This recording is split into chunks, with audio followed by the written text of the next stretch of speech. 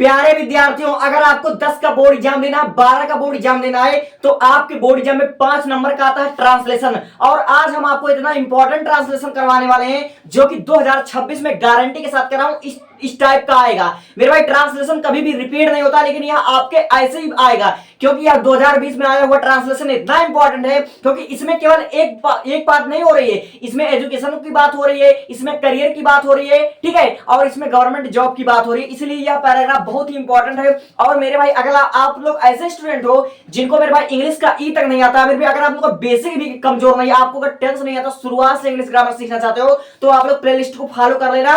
मैं बता रहा हूं, अगर आप लोगों ने कभी समझ लीजिए कि प्रेजेंट इंडेफिनिट टेंस नहीं पढ़ा होगा, तो भी आप लोग इंग्लिश के बड़े बड़े वाक्यों को ट्रांसलेट कर ले जाओगे, ठीक है। और ये आपके बोर्ड एग्जाम की दृष्टि से बहुत इंपॉर्टेंट, तो इसको हम आपको बताते हैं कि ट्रांसलेशन कैसे बनाना है, ठीक है। अगर आप लोग ऐसे 5-6 वीडियो देख लेते हो ट्रांसलेशन का, तो मैं दावा कर सकता हूं कि बोर्ड एग्जाम में आप लोग 5 नंबर ले लोगे, आपका 5 नंबर कटने वाला नहीं है, ठीक है। तो देखो, हमारा पैराग्राफ ट्रांसलेशन 2020 में आया हुआ है, कह रहा है हमारे विद्यार्थी के सामने आज अनेक समस्याएं हैं, ठीक है।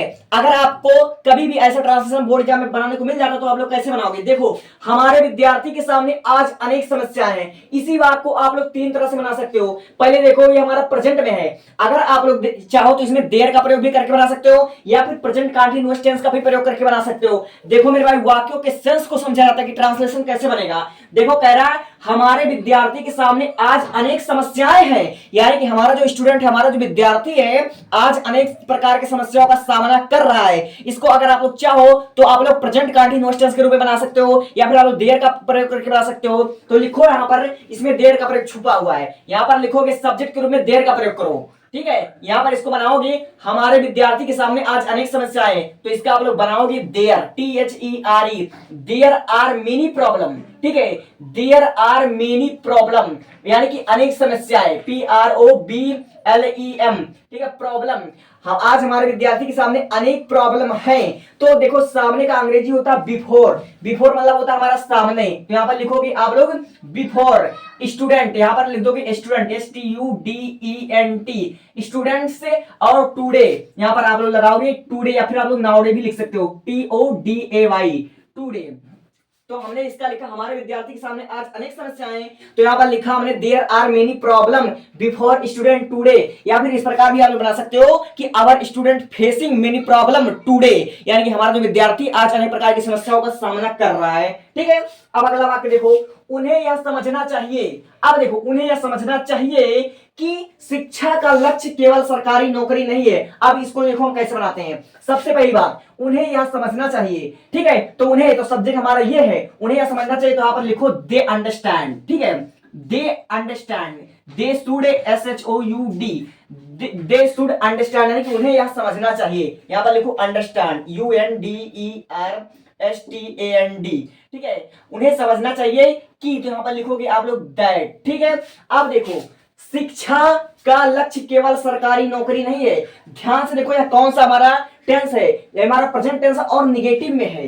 तो इसमें सब्जेक्ट क्या है? शिक्षा का लक्ष्य, ये हमारा सब्जेक्ट, शिक्षा का लक्ष्य ये हमारा सब्जेक्ट। तो लिखो द गोल ऑफ एजुकेशन, ठीक है, यही हमारा वो सब्जेक्ट। तो लिखो द गोल ऑफ एजुकेशन या द एम ऑफ एजुकेशन। तो यहां पर आप लिखोगे द गोल ऑफ एजुकेशन, यानी कि शिक्षा का लक्ष्य, ADUCATION,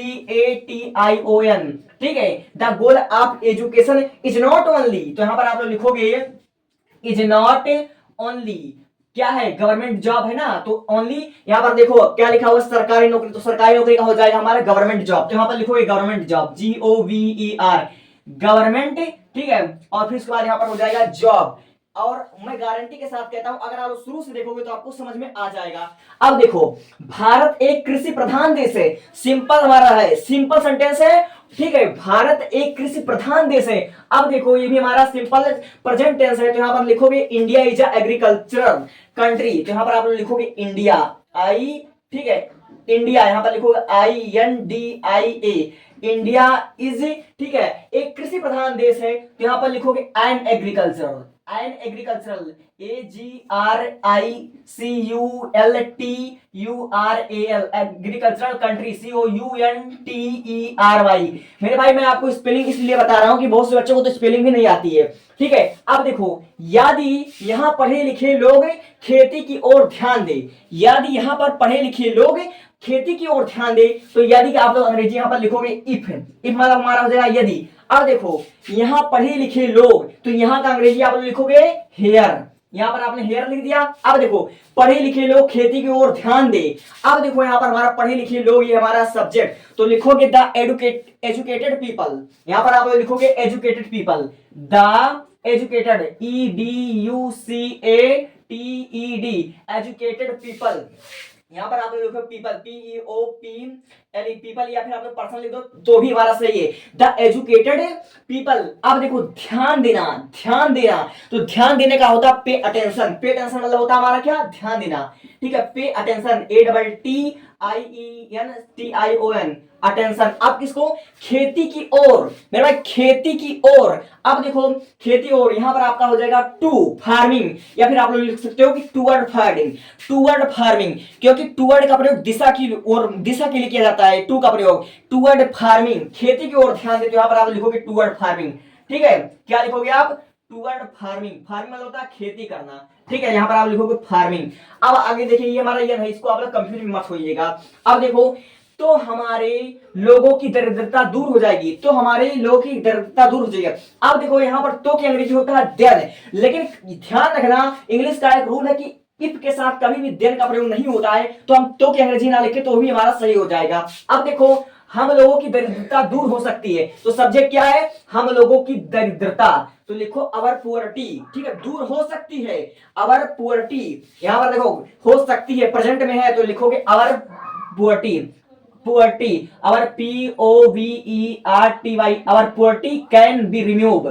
ठीक है, कैन व्यू। अब देखो, यहां पर हमारा दूर हो सकती है, तो दूर का डिस्टेंस नहीं लिखोगे, गरीबी मिट सकती है, और मिटना का हमारा होता है रिमूव। ठीक है, यानी कि दूर खत्म हो जाएगी हमारी, समझ लीजिए, तो यहां पर लिखोगे रिमूव, रिमूव मतलब होता है दूर होना, REMOVE, remove, can be remove, हमारी मतलब दरिद्रता दूर हो सकती है। अब अगला वाक्य देखिए, दिया हुआ हमारे गांव में सुधार की जरूरत है। अब देखो, हमारे गांव में सुधार की जरूरत है, तो यहां पर आप लोग सब्जेक्ट के रूप में देयर का प्रयोग भी कर सकते हो, तो यहां पर आप लिखोगे देयर। ठीक है, यहां पर आप लिखोगे देयर, THERE, देयर इज। ठीक, अब देखो, सुधार की जरूरत है, तो यहां पर आप नेसेसरी भी लिख सकते हो, या फिर आप लोग नीड भी लिख दोगे तो भी हमारा सही हो जाएगा। यहां पर आप लिखोगे देयर इज नीड टू। अब देखो, सुधार का हमारा होता है इंप्रूवमेंट, तो यहां पर लिखोगे इंप्रूवमेंट, IMPROVEMENT, इंप्रूवमेंट हमारा हो जाएगा इन आवर विलेज। ठीक है, हमारे गांव में, तो यहां पर लिखोगे in our village, our VILLAGE, our village. अब आगे देखिए, शिक्षित व्यक्ति जब गांव में रहने लगेंगे। अब देखो, शिक्षित व्यक्ति जब गांव में रहने लगेंगे, हमने आपको एक इंग्लिश ग्रामर का रूल में आपको बताया था कि जब कोई काम अचानक से होना लगे, ठीक है, जब कोई काम अचानक से होने लगे, तो आपको वहां पर बिगन टू का प्रयोग करना है। ठीक है, आपने अगर पढ़ा होगा भैया, तो आप लोग अच्छे तरीके से जानते होंगे। ठीक है, आप लोग अच्छे तरीके से जानते, अगर आपने नहीं देखा तो शुरू से इंग्लिश बोलने की आप लोग देख सकते हो। यहां पर हमारा है, शिक्षित व्यक्ति जब गांव में रहने लगेंगे, तो यहां पर लिखो the educated people, the educated मतलब होता है शिक्षित व्यक्ति, तो लिखोगे educated, EDUCATED, educated people, PEOPLE, people began to, began to का प्रयोग हम यहाँ पर करेंगे। ठीक है, बिगन टू, अब रहने लगेंगे, तो यहाँ पर लिखोगे लीव, LIVE, लीव। तो उन गांव का सामाजिक जीवन बिल्कुल बदल जाएगा, तो उन गांव का सामाजिक जीवन बिल्कुल बदल जाएगा। ठीक है, तो यहां पर आप लोग लिखोगे दैट। ठीक है, यहां पर लिखोगे आप लोग दैट, मतलब तब उन लोगों का सामाजिक जीवन बदल जाएगा। यहां पर लिखा उन गांवों का सामाजिक जीवन बदल जाएगा, तो यार देखो, इसमें सब्जेक्ट क्या है, सब्जेक्ट हमारा इतना बड़ा है, सामाजिक जीवन। अब लिखोगे द सोशल लाइफ ऑफ उन गांव का, तो लिखोगे दूज विलेज, यानी कि गांव का सामाजिक जीवन, उन गांव का सामाजिक जीवन, ये हमारा सब्जेक्ट। तो यहां पर लिखोगे, क्या लिखोगे, लिखोगे the social, the SOCAL, social life, LIFE, life of. ठीक है, उन लोग, तो यहां लिखोगे Dooj village, THOSE, Dooj village, यहां पर लिखोगे विलेज, WILL, VILLAGES, विलेजेस माने उन गांव का, ठीक है, क्या बदल जाएगा, बिल्कुल बदल जाएगा, उन लोगों का जीवन बिल्कुल बदल जाएगा। तो यहाँ पर आप लोग लिखोगे चेंज्ड, बिल्कुल बदल जाएगा। अब देखो ये हमारा फ्यूचर में है, तो यहाँ पर आप लोग लिखोगे, ठीक है, अब देखो फ्यूचर में तो यहाँ पर लिखोगे विल, यहाँ पर आपने लिखना है विल। अब बदल जाएगा तो आप लिखोगे चेंज, CHANGED, चेंज, और बिल्कुल बदल जाएगा तो आप लोग लिख सकते हो एब्सोल्युटली लाइक, या फिर प्रॉपर्ली आप लोग लिख सकते हो, यानी कि पूरी तरह से, ठीक है। यहाँ पर लिखोगे प्रॉपर्ली, PROPLEY, ठीक है, यहाँ पर लिखोगे आप लोग प्रॉपर्ली, यानी कि पूरी तरह से उनकी जीवन बदल सक जाएगी। अब देखो स्कूल की पढ़ाई खत्म कर, हमने आपको हैविंग का प्रयोग करवाया था, जब हम आपको पार्टिसिपल पढ़ा रहे थे तो हमने आपका हैविंग का प्रयोग पढ़ाया था। स्कूल की पढ़ाई खत्म कर इन दिनों हर एक विद्यार्थी विश्वविद्यालय में दाखिल होना चाहता है। जब कोई एक काम खत्म होता है और उसके बाद दूसरा काम शुरू होने लगता है तो वहां पर हैविंग का प्रयोग होता है, ठीक है।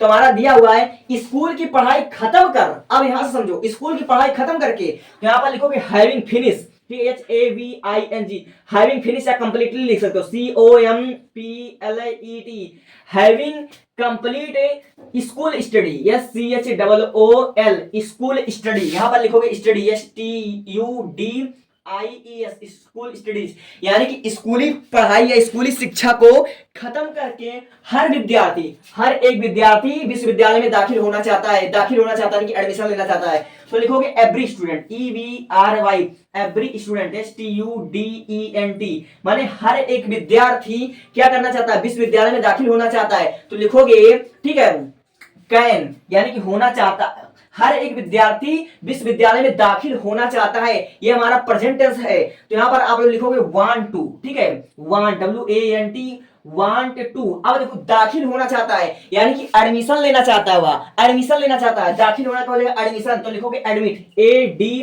ADMIT, या फिर एडमिशन आप लिख दो तो भी हमारा सही रहेगा। एडमिशन कहां, विश्वविद्यालय में, तो यहां पर लिखोगे इन, और विश्वविद्यालय को होता है यूनिवर्सिटी, UNIVERSITY,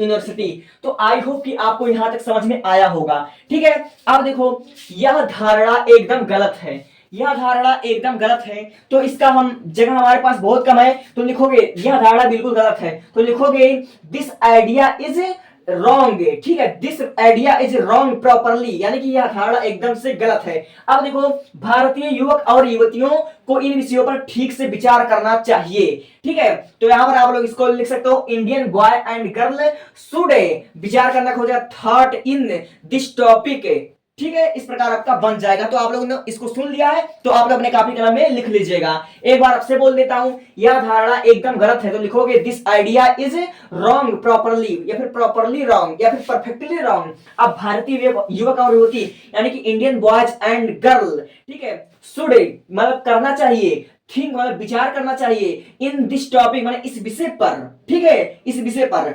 और ठीक है तो इसका लिख सकते हो प्रॉपरली, ठीक है। तो इस प्रकार आपका बन जाएगा। तो आई होप कि आपको यह ट्रांसलेशन अच्छे से समझ में आएगा। अगर आप लोग बेसिक से इंग्लिश सीखना चाहते हो कि बड़े बड़े वाक्यों को देखते ही अपना दिमाग लगा करके, अगर आप लोग कमजोर से कमजोर विद्यार्थी हो तो एक बार प्लेलिस्ट चेक कर लेना, आपको एक एक वर्ड में समझा दूंगा। Thank you.